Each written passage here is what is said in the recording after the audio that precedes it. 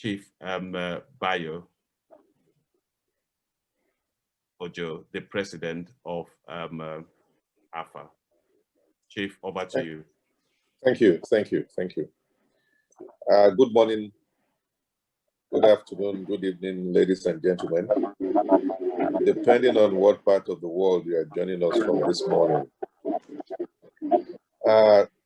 This time 2 years ago, we had our first conference in Kigali, Rwanda, and had scheduled to have the second conference in Accra, Ghana in April 2020. Alas, this was not to be, as the world was overrun by the COVID-19 pandemic, and we're all under one lockdown or the other.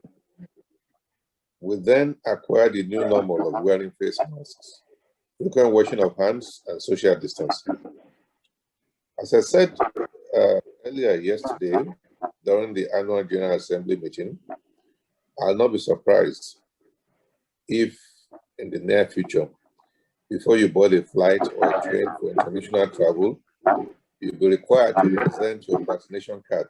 That's the green card for those who have had the first jab.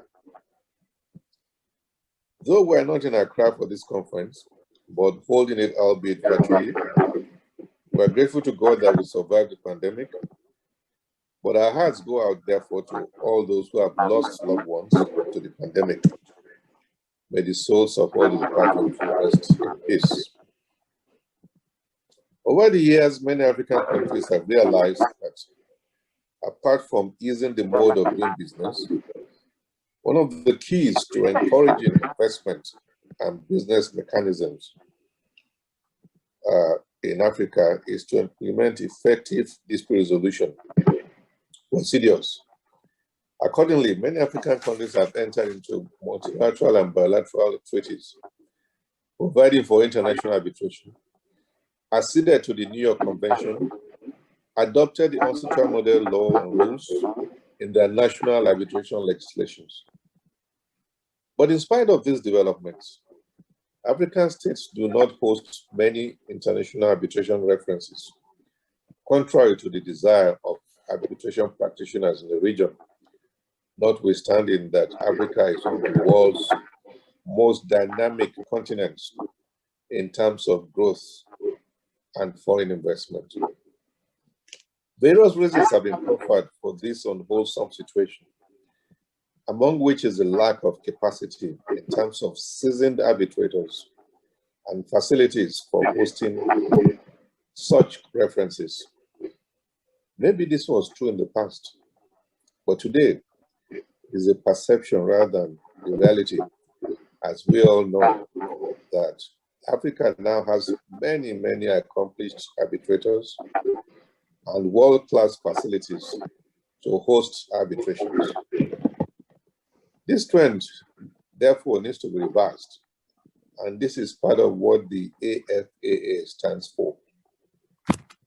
To enhance, promote, encourage, facilitate, and advance the use of international arbitration to build an enabling environment for investment and sustainable development within the African continent. This is our goal. Membership of the association is open to all Africans and non-Africans alike who meet the criteria as prescribed in the AfAA Constitution. We have very rigorous criteria because we would rather sacrifice quantity for quality. Membership benefits include biannual printed journal, conferences and seminars, directory of members, AfAA news, website access, and involvement in AfAA activities, amongst others. I want to enjoin all those who are present here today who are not yet members of the AfAA to join the AfAA. This conference is special in the sense that the African perspectives on reforms and innovation in international dispute resolution is our focus. And we're assembled an array of very, very eminent speakers and accomplished arbitration practitioners to do justice to this theme and the various sessions coming up today and tomorrow. Of significance, however, is the fact that the African Continental Free Trade Agreement was signed in Kigali, Rwanda on 18th March 2018. On the 1st of January 2021, just 3 months ago, trading commenced after most African countries had ratified the treaty.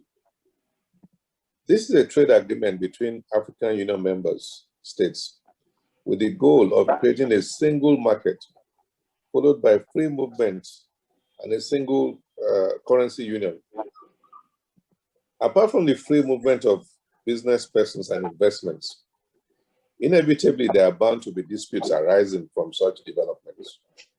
This is where you all come in, to ensure that such disputes are resolved efficiently and timelessly by highly skilled and knowledgeable arbitrators from within and outside Africa. So there'll be more about the AfCFTA during the first session, which we'll be having after this. It's actually one of our flagship sessions. Today, we're delighted to have Mr. Stephen Karangizi as our keynote speaker for the conference. Mr. Karangizi is the Director and Chief Executive Officer of the African Legal Support Facility. He has in the last 10 years quietly impacted positively on facility projects in Africa. I look forward to hearing his address.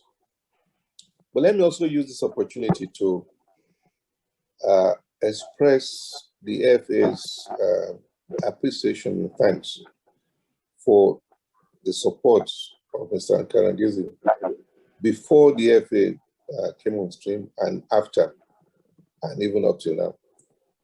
Thank you so much for the support.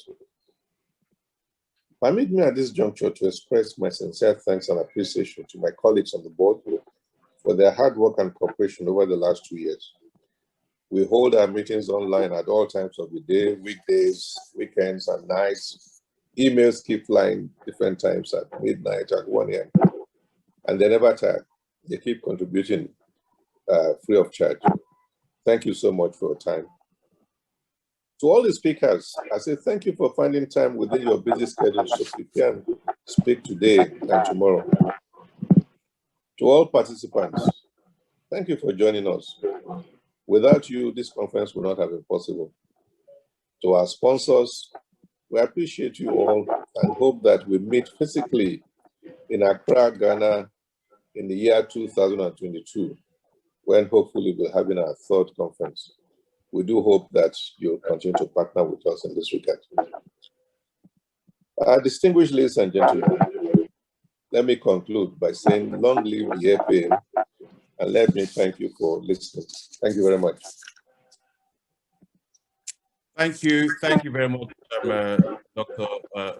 Chief Bayo. Sorry, I think that you have. Thank you for making me a doctor.